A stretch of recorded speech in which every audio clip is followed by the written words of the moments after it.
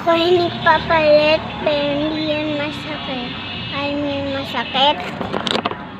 Mundo nating nibabalik na ng sakit. Alam niyo kung bakit ako malungkot. Dahil may masakit sa lahat ng mga tao.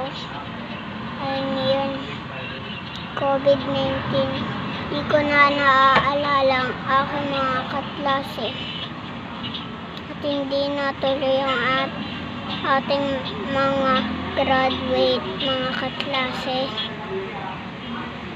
Maghintay na lang ulit tayo. Excited na excited pa naman tayo, diba? Next time na lang yata yun. Dahil may COVID-19, dapat hindi na ito nangyari sa atin.